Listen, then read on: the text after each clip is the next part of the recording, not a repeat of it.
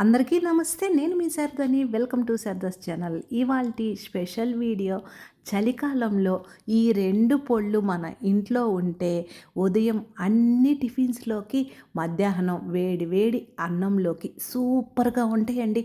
ఒక్కసారి ట్రై చేయండి. చాలా రుచిగా ఉంటాయి. మొదటిది వచ్చి అవిసె గింజల పొడండి. రెండవది కరివేపాకు పొడి.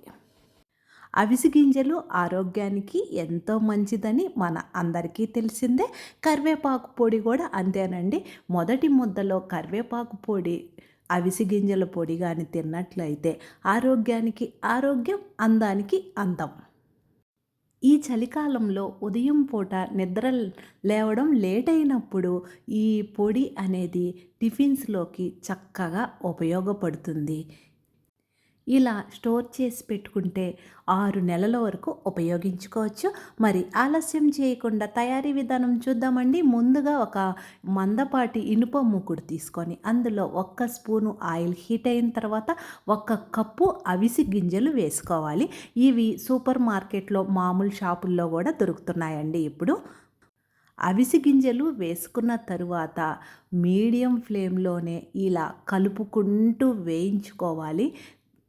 2, 3 నిమిషాలకి చిటపటమనే శబ్దం వస్తూ మంచి సువాసన వస్తుందండి. అప్పటి వరకు వేయించుకోవాలి. మనము వేసిన దానికి, వేగిన దానికి చాలా తేడా గమనించగలరు మీరు. ఇలా పొళ్ళు కాస్త టైం తీసుకొని పప్పులను వేయించుకుంటే ఆ పొడులనేవి చాలా రుచిగా వస్తాయి. ఈ పప్పులు వేయించుకోవడంలోనే పొడి అనేది రుచి వస్తుందండి. చక్కగా వేగిన తరువాత ఒక ప్లేట్లోకి తీసేసుకోవాలి ఇలా. అదే మూకుడులో ఉంచితే మాడిపోతాయండి. అందువలన త్వరగా ప్లేట్లోకి ఇలా తీసుకొని తరువాత అదే మూకుడులో 1/2 స్పూను ఆయిల్ వేసుకోవాలి. ఆయిల్ హీట్ అయిన తర్వాత 2 టేబుల్ స్పూన్స్ పచ్చిశనగపప్పు, 2 టేబుల్ స్పూన్స్ మినప్పప్పు వేసుకొని ఇవి కూడా మీడియం ఫ్లేమ్లోనే కలుపుకుంటూ వేయించుకోవాలి. ఇలా వేగిన తరువాత ఇందులో 1 టేబుల్ స్పూను ధనియాలు వేసుకోవాలి. 1/2 టేబుల్ స్పూను జీలకర్ర వేసి ఇవి 2 కూడా చక్కగా వేయించుకోవాలి. తరువాత మనం తీసుకున్నటువంటి అవిసె గింజలను బట్టి, మనం తినే కారాన్ని బట్టి ఎండుమిర్చి తుంచి వేసుకోవాలి. ఎండుమిర్చి వేసిన తరువాత కూడా మీడియం ఫ్లేమ్లోనే ఇలా కలుపుకుంటూ వేయించుకోవాలి. 6, 7 నిమిషాలు అయిన తరువాత చక్కగా అన్నీ వేగినవండి. వీటిల్ని ప్లేట్లోకి తీసేసుకోవాలి. ఇలా ప్లేట్లోకి తీసి పక్కన పెడదామండి. ఇవి చల్లారేలోపు కరివేపాకు పొడికి కూడా వేయించుకుందాము.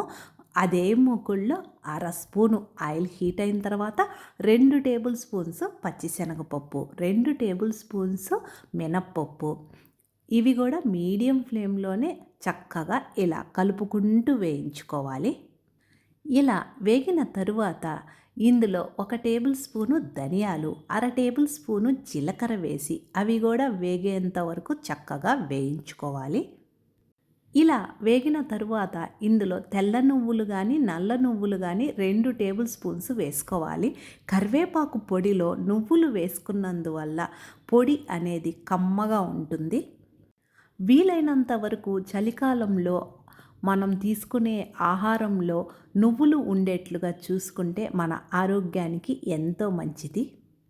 నువ్వులు చిటపటం అనే శబ్దం వస్తూ మంచి సువాసన వస్తుందండి.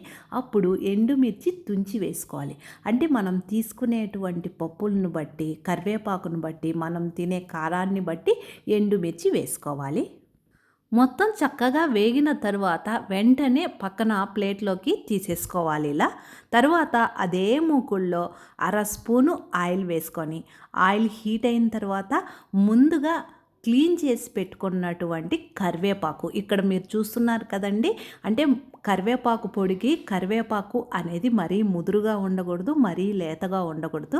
ఇలా ఉంటే సరిపోతుంది. చక్కగా నీడలోనే ఆరబెట్టిన తరువాత ఈ ఆయిల్లో వేసి ఎక్కువసేపు వేగనవసరం లేదండి. మరి పొడి అనేది రుచి మారిపోతుంది. ఆకులో నుంచి తేమ పోయేంత వరకు మీడియం ఫ్లేమ్లోనే ఇలా కలుపుకుంటూ వేయించుకోవాలి. 6-7 నిమిషాలకి చూడండి ఇలా వేగుతుంది. ఇలా వేగిన తరువాత 4-5 గింజలంతా చింతపండు ఇందులో వేసుకొని స్టవ్ ఆఫ్ చేస్తే సరిపోతుంది. మనము ఎప్పుడు పొడి తయారు చేయాలన్నా పప్పులు వేయించిన తరువాత చల్లారిన తరువాతనే మిక్సీకి వేసుకోవాలండి. ఎందువల్లనంటే మిక్సీకి వేసినప్పుడు ఆ వేడికి ఆవిరి రూపంలో వాటర్ వస్తుంది. ఆ వాటర్ పొడిలో పడి పొడి అనేది పాడైపోయే ఛాన్స్ ఉంది. అందువలన ముందుగా తడి లేనటువంటి మిక్సీ జార్ తీసుకొని అవిసి గింజలు వేయించి పెట్టుకున్నాం కదండి, అవి పప్పులు, ఎండుమిర్చి, రుచికి తగినంత రాళ్ళ ఉప్పు వేసి ఒక్కసారి మిక్సీకి మెత్తగా వేసుకోవాలి. ఇలా వేసుకున్న తరువాత స్పూన్ తోటి మొత్తం ఒక్కసారి కలిపి ఇందులో చిన్న నిమ్మకాయ సైజ్ అంతా చింతపండు పీసులు, గింజలు లేకుండా వేసుకోవాలి. వెల్లుల్లి రెబ్బలు వేసి మరొకసారి ఇలా మిక్సీకి వేసుకోవాలి. మూత తీస్తుంటేనే మంచి సువాసన వస్తుందండి. మొత్తం కలిపి ఒక ప్లేట్లోకి తీసి చల్లారిన తరువాతనే మనము ఈ పొడి అనేది స్టోర్ చేసి పెట్టుకోవాలి. ఇలా తయారు చేసి పెట్టుకున్నటువంటి పొడి అన్ని టిఫిన్స్లోకి, వేడివేడి అన్నంలోకి కాస్త పొడి 2 చుక్కలు నెయ్యి వేసుకొని తింటే సూపర్గా ఉంటుంది. ఇలా పొడి చేసిన రోజు ఇల్లంతా సువాసన వస్తుందండి, అంత బాగుంటుంది. మరి కరివేపాకు పొడి అదే మిక్సీ జార్లో పప్పులు వేయించి పెట్టుకున్నాం కదండి, ఎండుమిర్చి అవి మొత్తం వేసుకొని రుచికి తగినంత రాళ్ళ ఉప్పు వేసి ఒక్కసారి మిక్సీకి వేసుకొని తర్వాత మనం వేయించి పెట్టుకున్నటువంటి కరివేపాకు ఉంది కదా, ఆ కరివేపాకు మొత్తం ఈ పొడిలో వేసుకోవాలి. ఒకసారి కలపాలి. మామూలుగా అయితే కరివేపాకు మనము కూరల్లో ఉపయోగిస్తే అంటే పోపులో ఉపయోగిస్తే తీసి పక్కన వేస్తారు.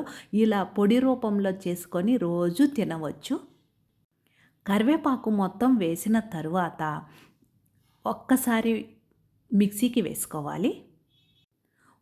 స్పూన్ సహాయంతో మొత్తం కలిపి ఇందులో ఒలిచి కాస్త కచ్చాపచ్చిగా దంచిన వెల్లుల్లి రెబ్బలు వేసి మరొకసారి మిక్సీకి వేసుకుంటే అంతే, ఎంతో రుచికరమైన కరివేపాకు పొడి రెడీ.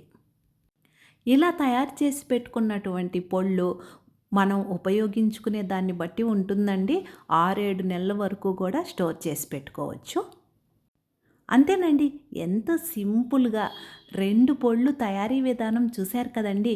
ఈ వీడియో మీకు ఉపయోగపడుతుంది అనుకుంటే లైక్ చేసి షేర్ చేయండి. మన శారదాస్ ఛానల్ ఫస్ట్ టైం చూస్తుంటే మర్చిపోకుండా సబ్స్క్రైబ్ చేసుకోండి.